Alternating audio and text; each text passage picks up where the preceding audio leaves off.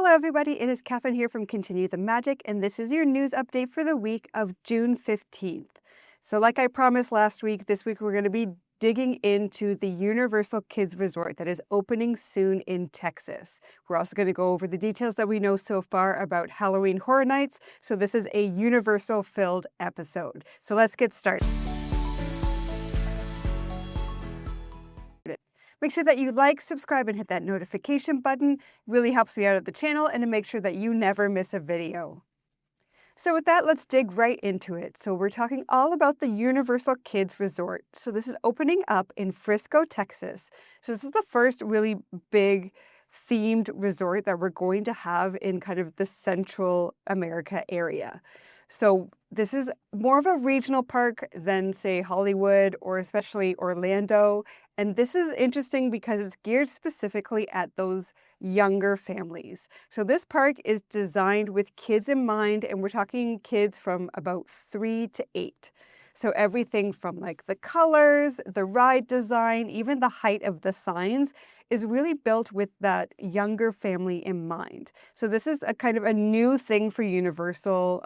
Even Disney hasn't done this where it's so targeted at that smaller, younger families. So it's interesting to see how this will do once it does open up. So the opening date there is July 1st. So this is coming up really soon. There are some preview days at the end of June. There are tickets available for that as well. And we'll go into the ticket pricing a little bit later. So when you first walk through the gateway at the park, you're going to enter the Aisle of Curiosity. So this is going to be your standard hub. You're going to have kind of some restaurants and cafes there. You're going to have of course, your merchandise store. You have to have a big merch store when you kind of enter and exit the park.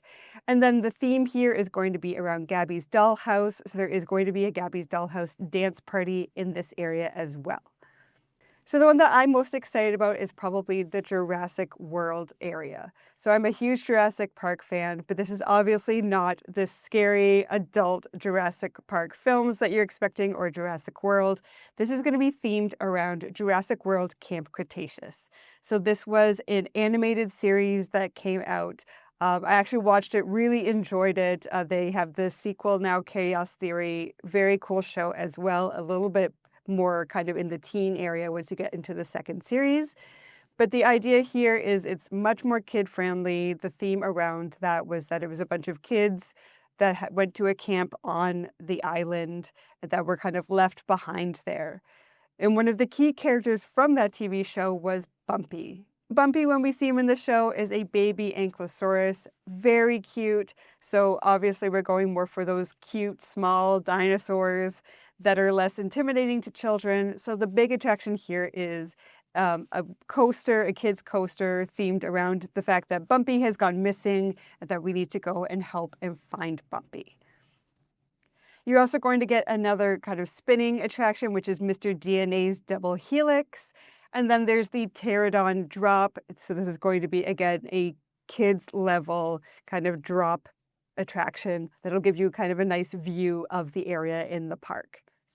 You're also going to get the Jurassic World Lookout Tower. So this is a climbing structure. And then you're also going to get a paddock play area. So, and you're going to see this a lot throughout the park, that there's a lot of kind of free play areas just where your kids can go and enjoy themselves, play on the structures, get that energy out. So it's not just about the attractions, but it's about that whole experience that is really catered to the way younger children kind of need to balance out their day. They're also going to do some character meet and greets here. So again, not giant raptors, but we are going to have baby raptors that those kids can meet there. So next, let's go over into Nickelodeon, the SpongeBob Bikini Bottom area. So obviously there's going to be more water theming in this area. This totally makes sense. So the big attraction here, you're going to have the jellyfish fields. So you get to go into a jellyfish and you're going to bounce around with SpongeBob. They also have the barnacle bus. They're going to have the bobbing barrels. So this is a spinning ride, but there are going to be water cannons. So you get that water play in there. And the really fun one for kids is Mrs. Puff's boating school, where they're going to get the opportunity to kind of pilot their own boat. Here you're going to have a Muscle Beach area, again, a play area, but also a rest area. So there'll be some quiet zones where you can have a little bit of downtime if you need. And then for food and merch, you have the Goofy Goobers, which is going to have giant sundaes. And then you have the Bargain Mart, which is going to be your SpongeBob merch. And of course, you're going to have meet and greets here too. You're going to have SpongeBob, you're going to have Patrick, and you're going to have Sandy Cheeks. Next, we're going into Minions vs. Minions Bellow Bay Club. So this is a really big water feature area. The whole area is dedicated to a water battle between the yellow and the purple minions. So if you don't want to get wet, I would probably advise avoiding this area altogether. So you have the Bellow Bay Cruise. So this is kind of a water raft ride where you're going to go through the park and probably get fairly wet. You have the Bellow Bay Golf Cart Derby, and this is kind of a spinning car attraction. And then there's just interactive water blasters. So this is just an opportunity for the kids to go to a water blaster and soak the people around them. So a lot of water here. It's going to be a fun one, especially in those hot Texas summers. It makes sense that there's quite a bit of water options in this area. You're going to have Bellow Bay Bites and Bellow Bay Boutique, and that's going to be obviously your Minion-themed food and merchandise options. And then there's, of course, going to be options to meet the Minions as well. Now over to Shrek Swamp. So here you're going to have Shrek and Fiona's Happily Ogre After. So this is a ride that's going to take you through the story of how Shrek and Fiona fell in love. So the idea around this area is that this is kind of built for Fiona and Shrek's triplets. So that's kind of the storyline behind here. So you've got this retelling of their parents' love story, including Donkey. You're going to have a play area that was built for the triplets to enjoy. And you're going to have swamp snacks for food and triplet treasures for your merchandise. And of course, again, meet and greets with Shrek and Fiona. So keeping with that Shrek theming, there's a dedicated area here for Puss N Boots, and this is going to be built around a Spanish town. They're going to have a puppet show there with Puss N Boots, so a retelling of a story there. There's also going to be the Swings over Del Mar, which is a swing attraction. Here you're going to have Comidas y Leche and Mercado de Perrito, so that's going to be your food and your merch options here, and of course, more meet and greets. And then the last one is going to be Trollzfest. So here you're going to have an armadillo bus ride that's going to take you through the Trolls area. You're going to have Hair in the Clouds, so this is an aerial ride that'll give you kind of a nice overview of the area. And this one's a little bit more show focused in this area, so you're going to have the King Trollex Techno Dance, as well as the Troll Amphitheater. So there's a couple different shows here that you can go and experience with your kids. Again, let them dance and get some of that energy out. And of course, meet and greets. You have to have a meet and greet in every area. There's a couple more play areas here. You have Poppy's Playland and you have the Trolls Critter Crawl. So you have those to look forward to. And then there is a Trolls makeover experience here. So your kids can get the full kind of Trolls glow up experience. There's a couple food options here. You have Trolls Eats for kind of your standard food. You have Brozone cones if you want an ice cream. And then for your merchandise, you have Mr. Dinkle's Market. So it looks like a lot of great theming. Obviously, again, catered to those younger kids. Lots of play areas, lots of meet and greets. They've also built in rest areas so that you can get that quiet time. Now, the other nice thing about this resort is that they have built a hotel here as well. So this is good for a couple reasons. One is they do have a 2-day ticket. So obviously, if you want to drive in from a further distance, you want to stay overnight, that is a great option to you. But the other benefit here is, again, because it's geared at those younger families, because you have a hotel so nearby, you have that option to take that midday break, to go back, take a nap, get some rest, everybody can refresh and go back to the parks later. So that's a really nice break and a really nice option if you do want to stay on site. There isn't a lot of theming in this one. It's not themed to particular characters. It's more based on bright colors and bold shapes, just keeping that kind of vibrant energy alive. And the rooms are really, again, geared at families. So they have single, deluxe, and signature queen bed rooms, and these are meant to fit 5 or 6 people. So this is a really nice, again, to make sure that you could even have, bring grandma and grandpa with you. Everyone can stay in the same space. You're not doing pull-out beds. They've kind of geared it that you have bunk beds in the room. It's set up for your children so that everyone can have that experience there together. And then they do also offer a family suite. So here you have a separate king bed for the parents. There is the twin over double bunk beds, and then there is a queen pull-out couch, as well as a dedicated kitchen dining space. So that is a great option if you have a larger family and you want a little bit of space. Everybody needs their own space to kind of relax and decompress after the day. They have the family suites to accommodate that as well. So now let's dig into the ticket pricing. So if you do want to see that preview, they are offering those tickets for $49.99. So it's actually a little bit less than their standard day ticket. A standard ticket is $59.99 for a one-day ticket, or you can do a two-day ticket, which is $73.99. Now, these are the starting prices. Obviously, it depends on what time of year you go, that the pricing will change a little bit. But you can already see here that it is a dramatically reduced price from what we typically see from a Universal resort. So that's really good to see. The other interesting option here is if you look at the pricing of the annual passes. So you have the Silver Annual Pass, which is $129.99, or you have the Silver Pass with parking, which is $164.99, which gets you free parking. So if you're buying annual passes for your whole family, you can do one with the parking pass just to make sure you have that included, because that parking will add up quick. And then everybody else could get the lower priced one to get entry to the park. Now, note that on their websites right now, both of these options say sold out already. Now, that doesn't mean that they're not going to open up availability for these. So I would, if you are interested and you're in the area, I would keep an eye on that.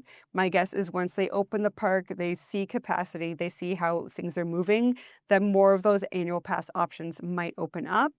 But they might be trying to keep it limited for the first year, as typically you'll get kind of that initial boost as people want to see the new park, and they might increase the annual passes next year when that initial hype dies down a little bit. Now, they also do offer bundles, so you can get a vacation bundle. If you are staying at the on-site hotel, you do get into the park an hour before it opens. And then they also have an after 2 p.m. ticket. So there's a lot of different ways that you can go and experience the park. Children 2 and under are free entry. So it's nice to see that something new is opening up from Universal. This is a brand new concept of having this specific, a regional Universal park that is geared at those younger kids. I'm interested to see how this goes. If it goes well, will they do more locations like this in the future? It's yet to be seen. It's also a trial to see if perhaps maybe Disney wants to do something similar if this goes well. Now, also keep in mind that pricing-wise, compared to other regional parks, the annual pass is quite a bit more for Universal than it is for, say, the Peppa Pig Park or even Six Flags over Texas. So there is still that Universal premium there, but it does look like they really put a lot of theming and thought into this. So hopefully that will kind of make it worthwhile. It is a kind of medium price point between those typically regional parks versus a Universal or destination resort. So it'll be interesting to see how that price point affects things. If people will still flock to those lower priced options in the region, we'll have to see. So lastly, I want to dig into what we know so far about Universal Orlando for Halloween Horror Nights. So not a lot of details on the houses yet. We do know we are getting that featured one with Jack and Dr. Oddfellow. And then they have now announced a Sinners house that will be both at Orlando and at Hollywood. So that's exciting to see too. Hollywood is starting to put out little teasers, little details around their houses, but again, no full details yet. So we'll keep you informed as we learn more about those. What I do want to dig into is a couple new details around how to make the most of these ticket options and what they're offering this year. Now, this is a hard ticket event, so it is an additional ticket on top of your day entry if you are spending the day in the park. But if you do have the day entry as well, you can do the stay in screen. So this gives you a little bit of extra time where you get access. You get to stay in after the park closes and before the event starts. They will kind of put you into holding areas. They do say they're going to be a little bit more flexible with these this year. You're not going to be quite so penned in and have a little bit more flexibility to wander around while you wait for the opening. But the real benefit here is that you can start going on those houses before the people who bought hard tickets and didn't enter yet they're just starting to get into the park. So tip here, if you want to make the most of this, I recommend heading towards the back of the park and you getting through those houses first. And the reason for this is that as people start entering the front of the park, they're going to start immediately running to the closest houses to try and get into those lines as quickly as possible. So you won't get people filtering into the back of the park probably until later in the evening. So it gives you an opportunity to get through 2 or 3 houses before those crowds really start building up.